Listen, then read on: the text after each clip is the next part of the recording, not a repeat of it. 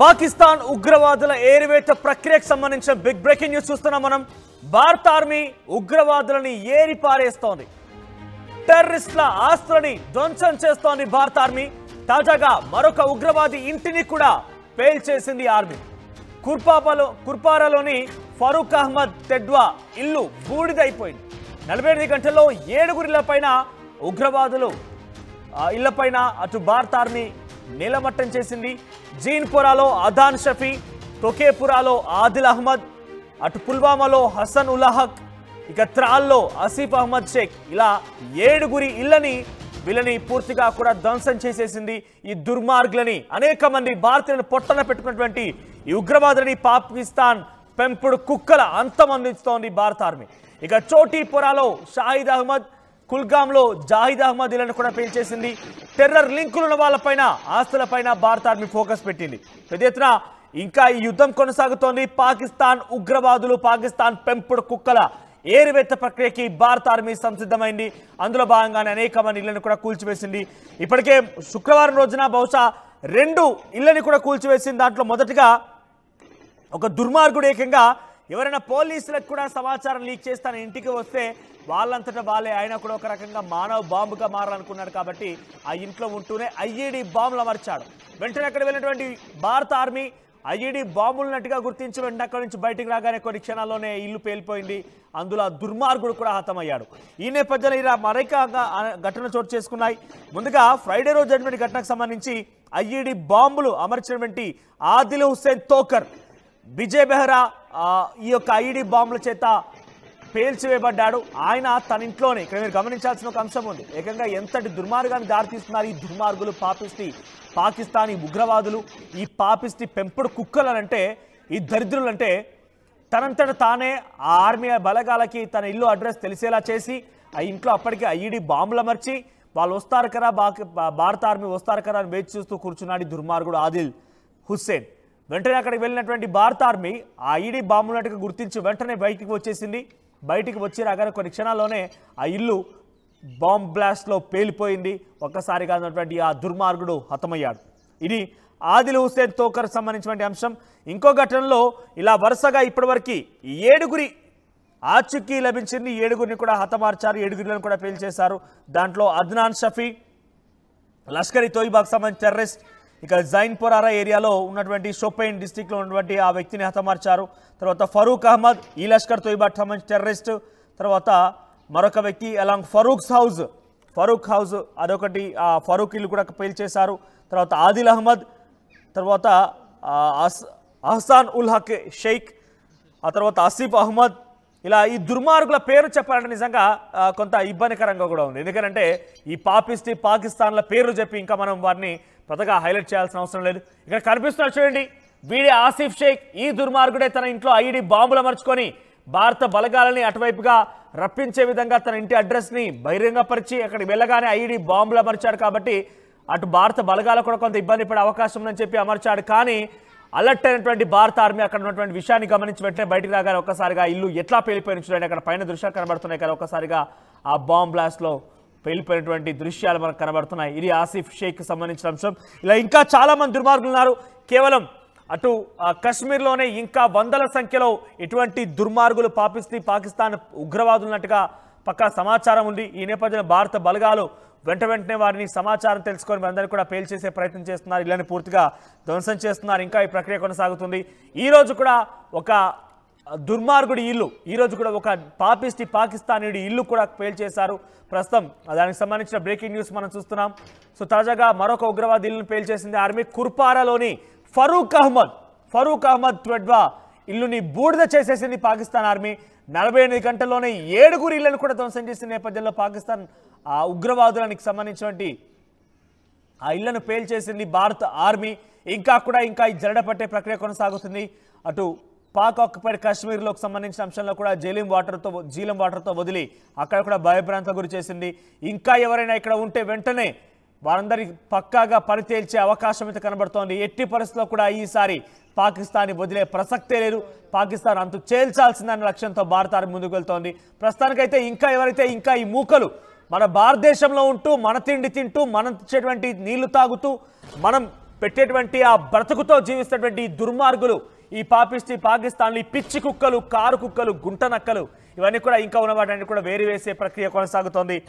అయితే ప్రాంతేతరుడు ద్రోహం చేస్తే ప్రాంతం అవతల వరకు తరిమి కొట్టాలి, ప్రాంతంలో వాడే ద్రోహం చేస్తే ఇక్కడే పాతి పెట్టాలన్న చందంగా ఇక్కడే పుట్టి, ఇక్కడే పెరిగి, ఇక్కడ నీళ్ళు తాగుతూ, ఇక్కడ తింటూ, ఇక్కడ మనం పెట్టేటువంటి భిక్ష వేస్తే బతికేటువంటి ఈ పాకిస్తానీ ఉగ్రవాదులు ఇక్కడే పూర్తిగా తిష్ట వేసుకొని కూర్చొని ఇష్టానుసారంగా వివరిస్తున్నారు. చాలామంది వీళ్ళందరికీ కూడా లోకల్ సపోర్ట్ కూడా ఉంది, అంటే ఉగ్రవాదానికి అటు లోకల్ సపోర్ట్ కూడా ఉంది కాబట్టి వారిని కూడా ఏరివేసే ప్రక్రియ కొనసాగుతోంది.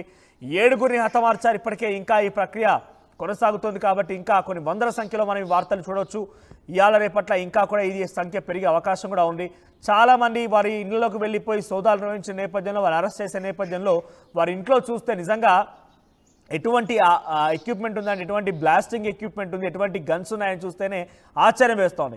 ఈ దుర్మార్గులు, ఈ పిచ్చి కుక్కలు ఇక్కడే ఉంటూ మనపైనే, మన భారతీయులపైనే దాడులకు తెగబడుతున్నారు. ఈ పాకిస్తాన్ పాపిస్టి కుక్కలు వారి ఇంట్లోకి వెళ్ళి స్వాధీనపరుచుకున్నటువంటి ఆ వెపన్స్ చూస్తే నిజంగా ఆశ్చర్యపోవాల్సిందే. ఆర్మీకి ఏమాత్రం తగ్గకుండా వారి దగ్గర ఆ ఉగ్రవాదానికి సంబంధించి తెరలేపే విధంగా బాంబులు ఉన్నాయి, గన్స్ ఉన్నాయి, రకరకాలుగా వెపన్స్ కూడా ఉన్నాయి. ఈ పాకిస్తాన్ కుక్కలు చేసినటువంటి మారణ హోమాన్ని డెఫినెట్గా అడ్డుకోవాలంటే ముందుగా మన ప్రాంతంలో దుర్మార్గాన్ని, దుస్తులను వెంటనే తరిమేయాలి, లేదంటే హతమార్చాలి. అటువంటి ప్రక్రియ కొనసాగుతోంది. ఇప్పటివరకు 7గురి పెంపుడు కుక్కల్ని, అంటే పాకిస్తాన్ పెంపుడు కుక్కల్ని హతమార్చారు. ఇంకా ఈ సంఖ్య పెరగవచ్చు. ఈ రోజు రేపటికల్లా ఇంకా ఈ ఏరివేత ప్రక్రియ, ఈ జరడపట్టే ప్రక్రియ కొనసాగుతుంది. కాబట్టి భారత ఆర్మీ చాలా క్లియర్గా ఉంది, ఒకే లక్ష్యాన్ని పెట్టుకుంది. డెఫినెట్గా ముందుగా అక్కడ పాకిస్తాన్ ఉగ్రవాదాన్ని కూకటి వేళ్లతో సైతం పెకిలించి వేసేటువంటి లక్ష్యంతో ఎవరు కనిపించినా, ఎవరు పాకిస్తాన్ ఉగ్రవాదానికి సహకరిస్తున్నారు తెలిసిన వారందరినీ కూడా అంతు తేల్చే ప్రక్రియ కొనసాగుతుంది. ఇకపైన పాకిస్తాన్ మరోసారి భారతదేశం వైపు కన్నెత్తి చూడాలన్నా, భారతదేశం పేరెత్తాలన్నా కూడా అధఃపాతాళానికి తొక్కే అవకాశం కూడా ఉంది. అంతటి స్థాయిలో భారత ఆర్మీ సంసిద్ధం కాబోతోంది. పాకిస్తాన్ మ్యాప్ని ప్రపంచ మ్యాప్లో లేకుండా ఉండే చేసే విధంగా కూడా ఆ చర్యలు కొనసాగుతున్నాయి. ఇప్పటికే సింధు జలాల ఒప్పందం విషయంలో రద్దు చేసుకొని పాకిస్తాన్ అల్లకల్లోలం చేసే విధంగా, పాకిస్తాన్లో కకావికలమయ్యే విధంగా, పాకిస్తాన్లో ఒక రకంగా తిండి తిప్పలు అంటేనే వారందరికీ గుర్తొచ్చే విధంగా, వారందరికీ నీళ్ళంటేనే అసలు ఎలా ఉంటుందనే విషయాన్ని గుర్తించే విధంగా. ఎందుకంటే ఇవన్నీ మన దయదాక్షిణ్యాలు.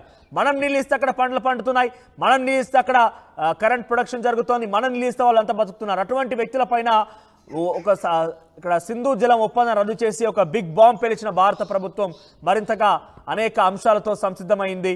ఇప్పటికే ఈ టెర్రరిస్ట్ అని, ఈ ఉగ్రవాదులని, ఈ పిచ్చి మూకలని అంతమొందించే ప్రయత్నం జరుగుతోంది. మరోవైపుగా టెర్రర్ క్యాంప్స్, ఇంటికి టెర్రర్ క్యాంప్స్ అంటే ఏంటంటే ఉగ్రవాదని ట్రైనింగ్ చేసేటువంటి క్యాంపులన్నింటినీ టెర్రర్ క్యాంప్స్గా చెప్పబడుతుంటారు. సుమారుగా పీఓకే గుండా 42 టెర్రర్ క్యాంప్స్ ఉన్నాయట. ఈ టెర్రర్ క్యాంప్స్ అన్నిటి కూడా త్వరలోనే పేల్చేయబోతున్నారు. డెఫినెట్గా అన్నింటినీ అంతు చూడబోతోంది భారత ఆర్మీ. 42 టెర్రర్ క్యాంప్స్ అంటే సుమారుగా కొన్ని వందల సంఖ్యలో అక్కడ టెర్రరిస్ట్ ట్రైన్ అవుతున్నారు. లాంచ్ ప్యాడ్స్ ఉన్నాయి, అక్కడ నుంచి దాడి చేయడం కోసం అన్ని రకాలుగా సంసిద్ధం చేసుకున్నారు. లష్కర్ ఇ తోయిబా, ద రెసిస్టెన్స్ ఫోర్స్ రెండు కూడా సంసిద్ధంగా ఉన్నాయి. ఇంతకీ లష్కర్ ఇ తోయిబా అంటే ఏంటంటే పాకిస్తాన్ ఉగ్రవాద సంస్థ. మొదటి నుంచి కూడా లష్కర్ ఇ తోయిబాకు సంబంధించినటువంటి ఈ ఉగ్రవాద సంస్థకు సంబంధించిన వ్యక్తులే భారత్ పైన దాడులకు తెలరేపుతున్నారు, భారత్లో విధ్వంసాలు సృష్టిస్తున్నారు.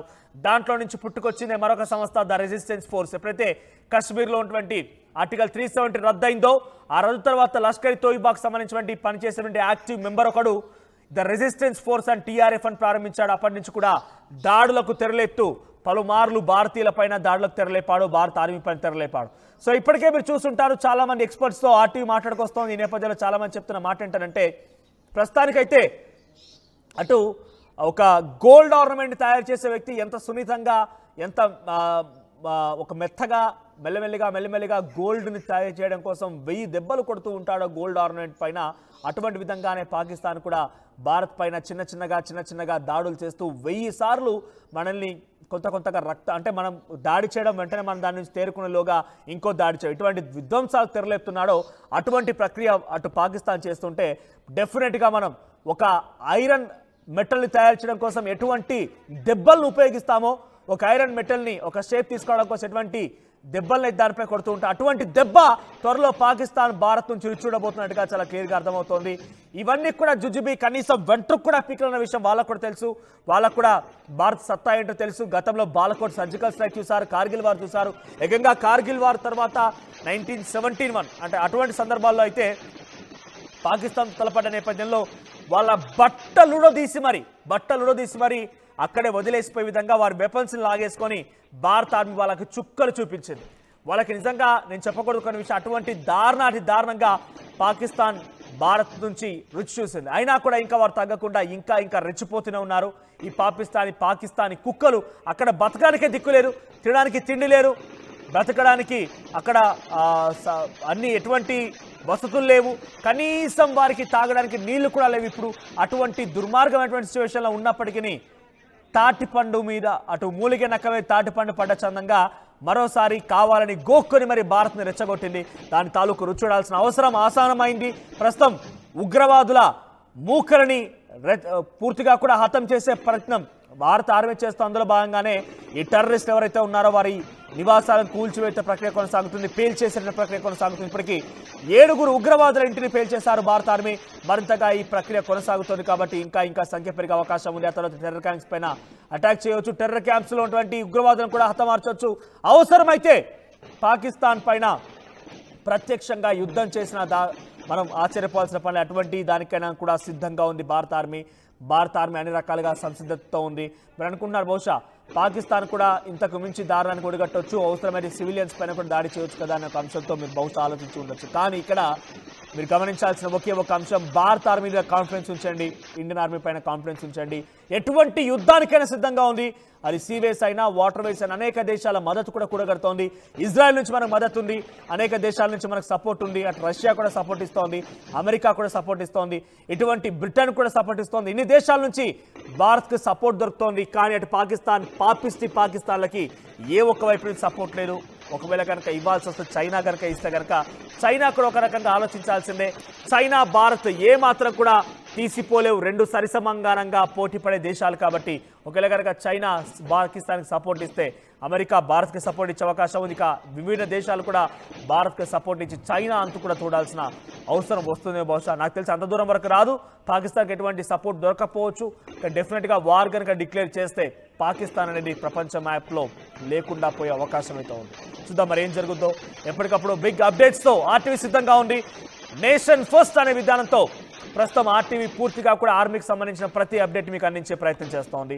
సో ఆర్టీవీ చేస్తున్నటువంటి ఈ నేషన్ ఫస్ట్ అనే విషయంలో ఈ యొక్క అప్డేట్స్కి సంబంధించి మీ ఆదరాభిమానాలు చాలా ముఖ్యం. డెఫినెట్గా మీరందరూ కూడా ఇటువంటి విషయాలపైన అప్రమత్తంగా ఉండండి. ఎప్పటికప్పుడు మీకు ఆర్టీవీ అప్డేట్స్ అందించడానికి సిద్ధంగా ఉంది కాబట్టి ఇటువంటి దుర్మార్గులని, ఇటువంటి పాకిస్తాన్లని అంతమొందించడానికి భారత ఆర్మీ సిద్ధంగా ఉందనే విషయాన్ని ఇప్పుడు మేము మీకు చెప్తున్నాం.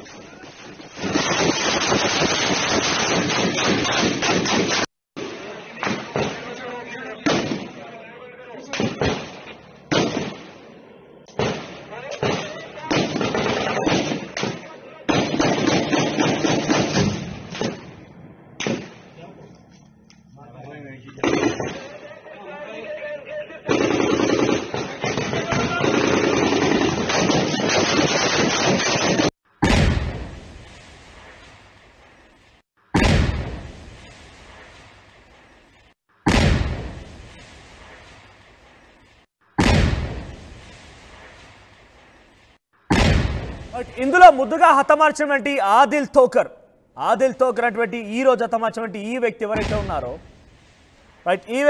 ఉన్నారో గతంలో పాకిస్తానీ టెర్రరిస్ట్కి దాంట్లో పనిచేసినట్టుగా చాలా క్లియర్గా అన్ని రకాల ఆనవాళ్లు దొరికాయి. ముఖ్యంగా బైసెండ్ వ్యాలీలో కూడా ఈ మధ్య కాలంలో ఆయన పర్యటించారట. అంటే ఈ పహల్గామ్ దాడి ఘటనకు సంబంధించినటువంటి పాల్గొన్నటువంటి ఈ 7గురుని కూడా ఇప్పటికే హతమార్చారు. కాబట్టి దీంట్లో ఆదిల్ తోకర్ అనే వ్యక్తి ఈ మధ్య కాలంలో పహల్గామ్లోని బైసరన్ వ్యాలీలో ఆయన పర్యటించారట. అక్కడ అన్ని విషయాలు గమనించి ఈ దుర్మార్గుడే, ఈ పాకిస్తాన్ కుక్క, ఈ ఉగ్రవాది పిచ్చి కుక్కనే ఆ టెర్రరిస్టులకి ఈ రకమైనటువంటి విధంగా అన్ని రకాల సమాచారం అందించి అక్కడ మనం 28 మంది సివిలియన్స్ని హతమార్చడానికి కారణమయ్యాడు.